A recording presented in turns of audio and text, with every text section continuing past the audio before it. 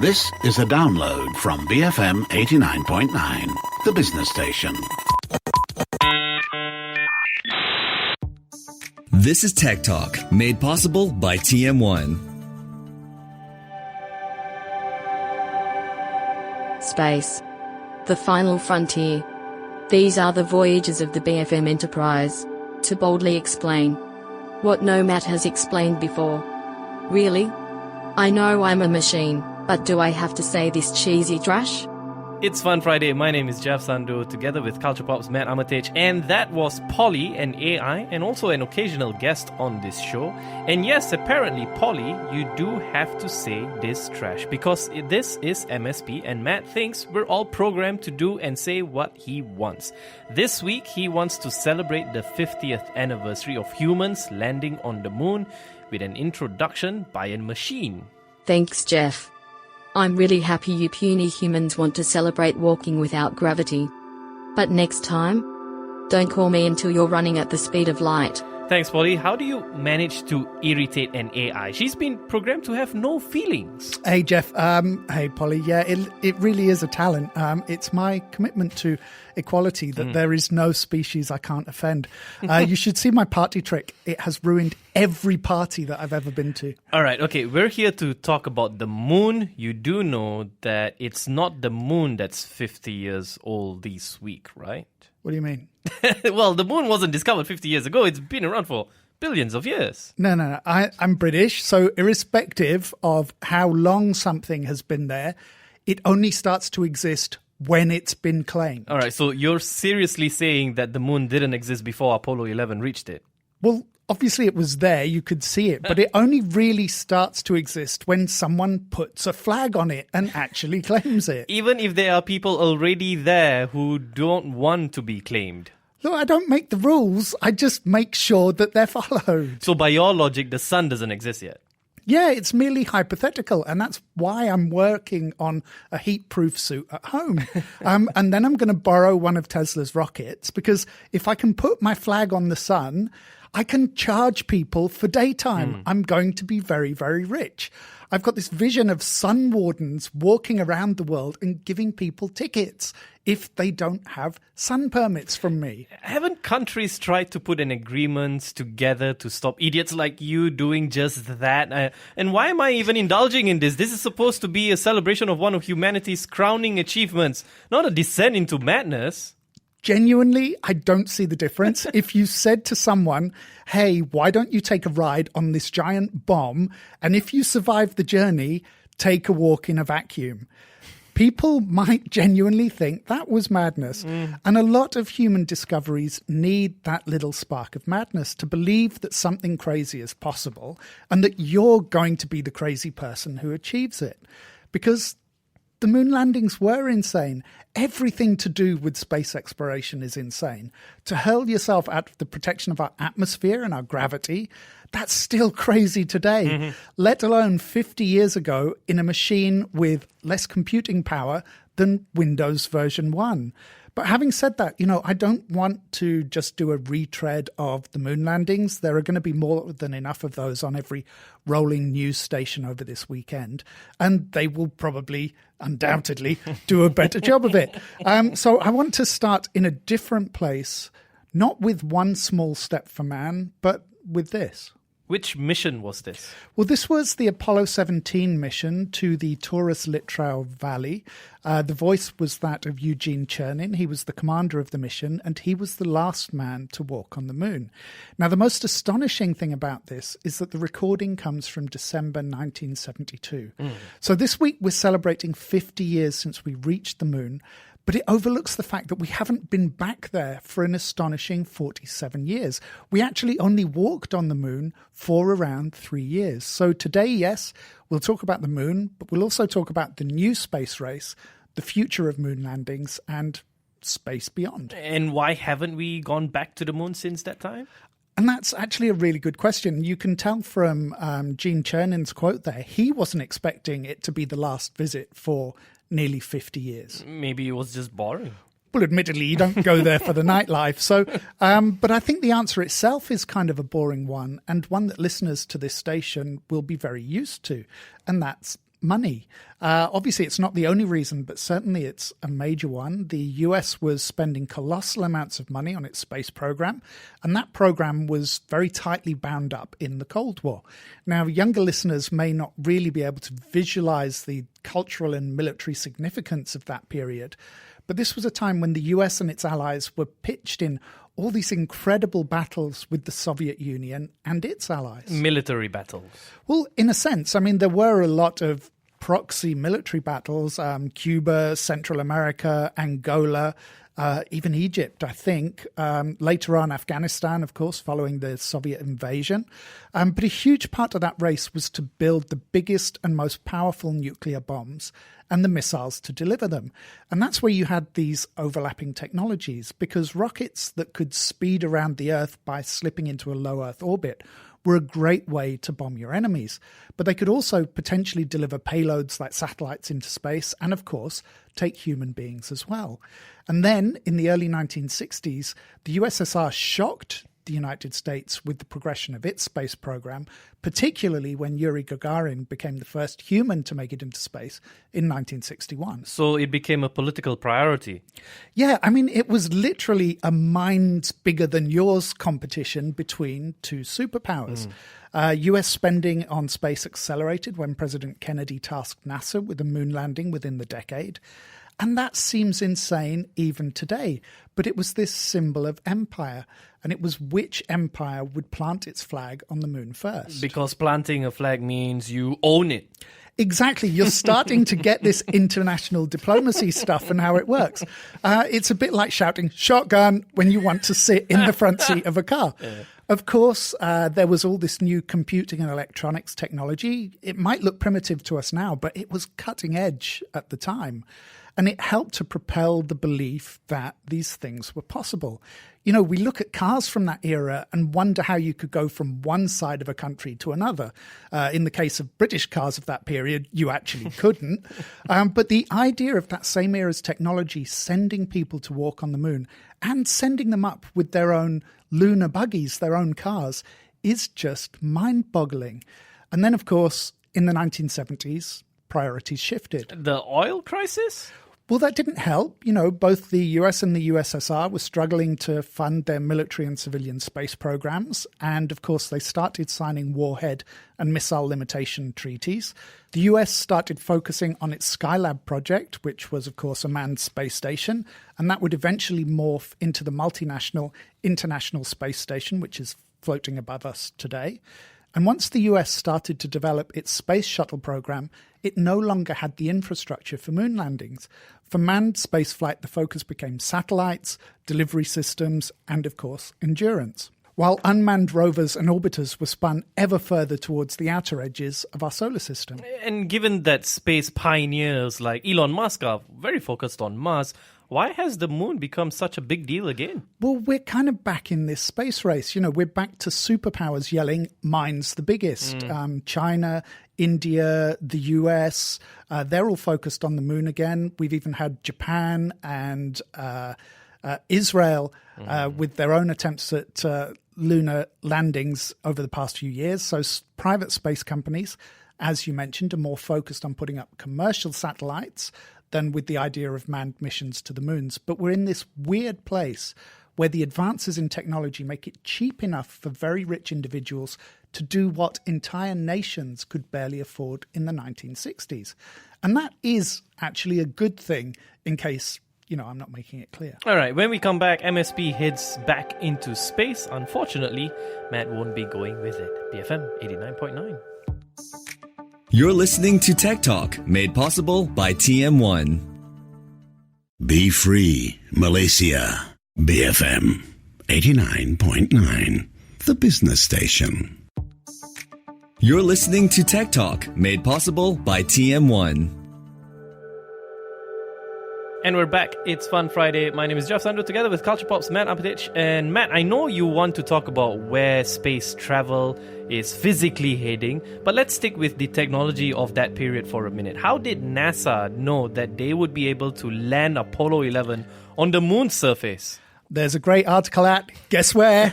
New Scientist! Yes, the New Scientist that talks about the how in great detail. So It's called Apollo 11 only made it to the moon through diabolically hard practice.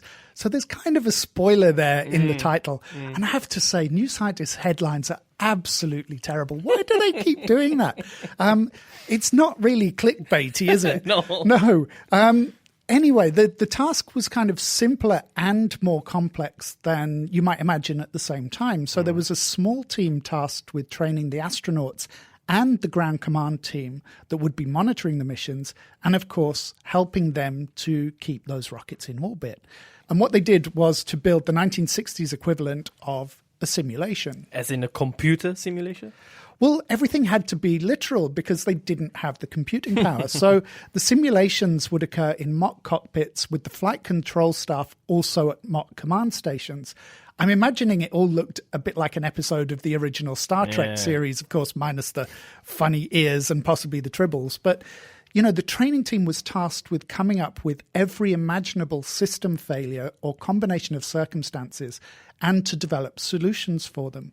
So don't forget that at the end of the 1950s, when work on NASA's Project Mercury began, it wasn't known if humans could survive in space.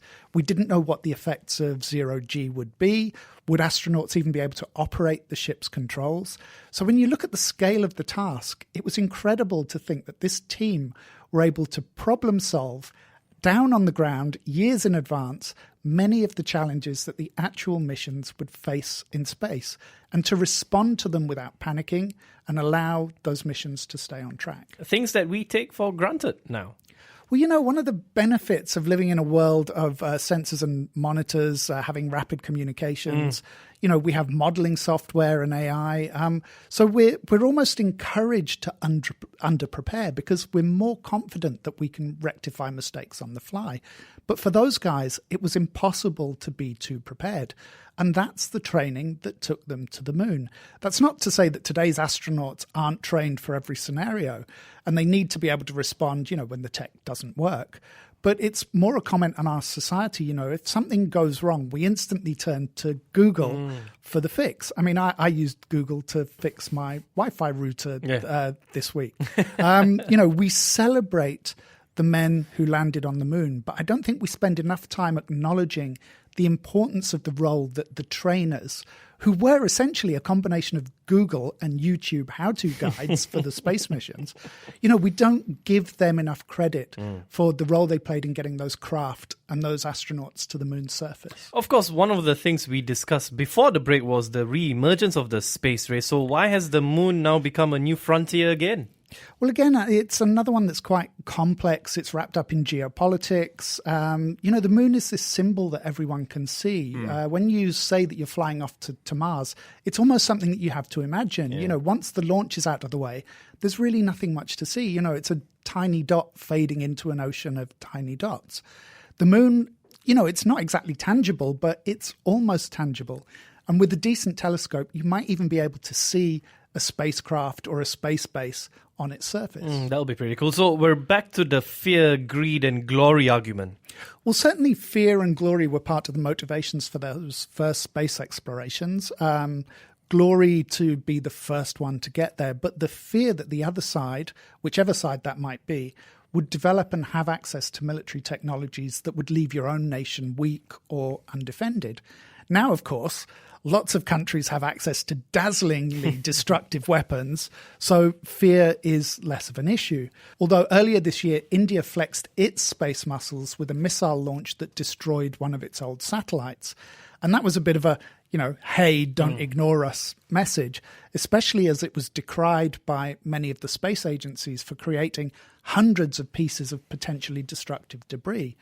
So India, I think, is certainly out for glory. In the Chandrayaan-2 moon launch.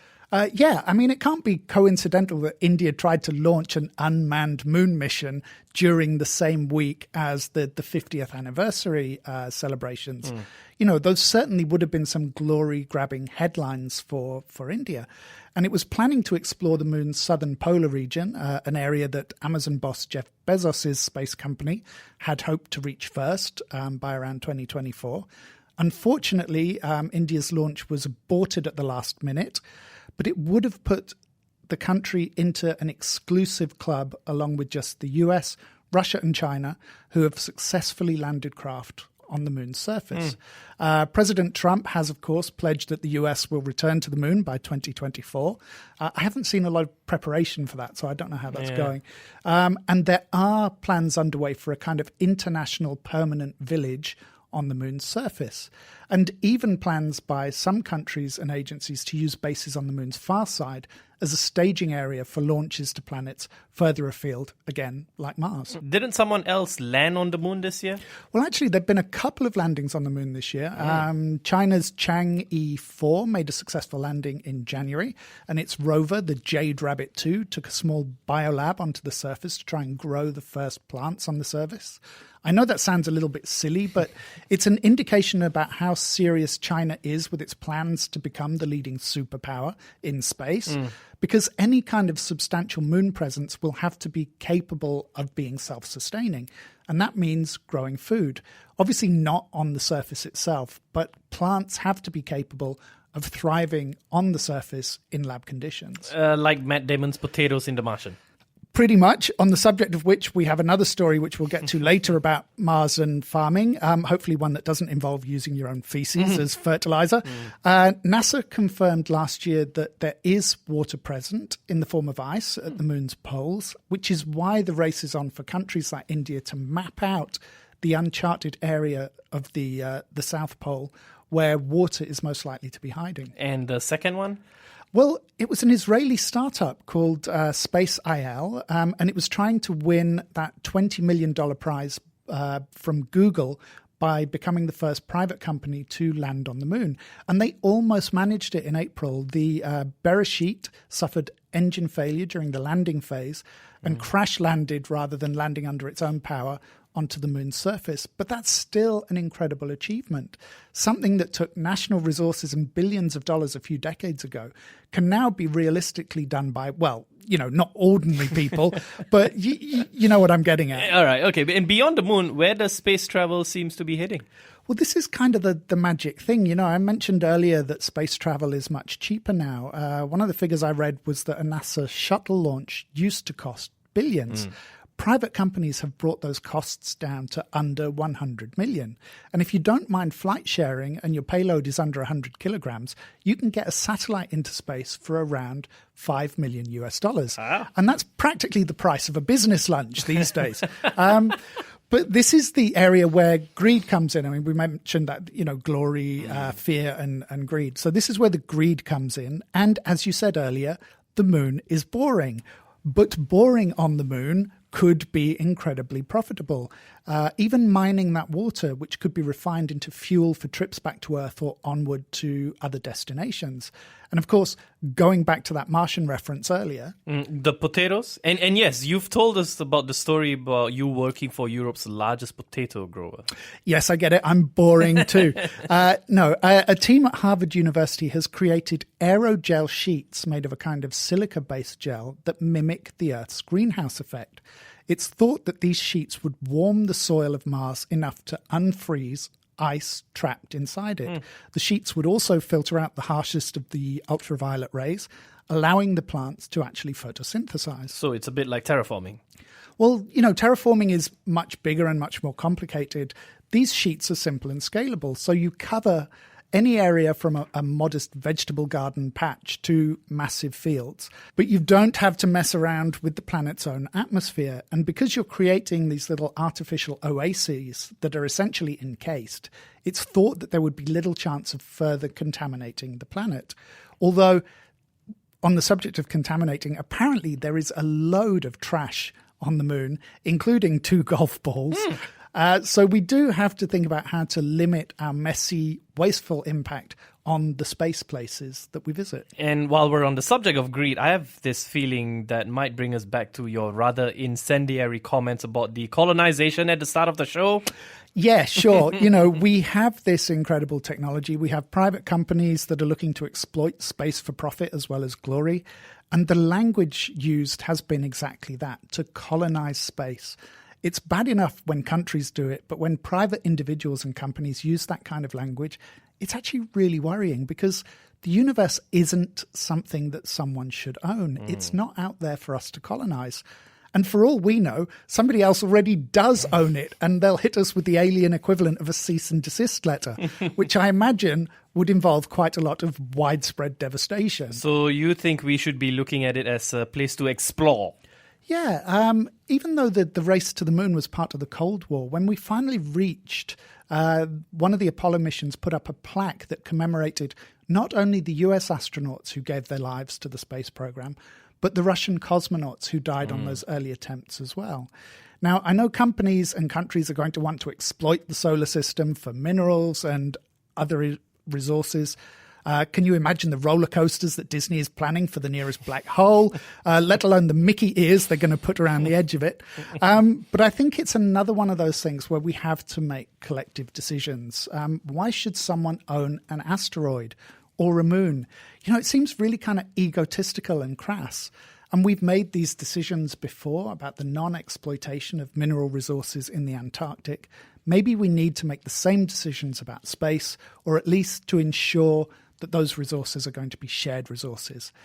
You know, we should be looking into space for inspiration, not branding opportunities. All right. So 50 years ago, we discovered, Matt discovered the moon 50 years ago. Well, I'm not quite 50, so it wasn't me that discovered it. But yes, it was only discovered 50 years ago. Stay tuned. We'll have Geek Squawks after this. BFM 89.9.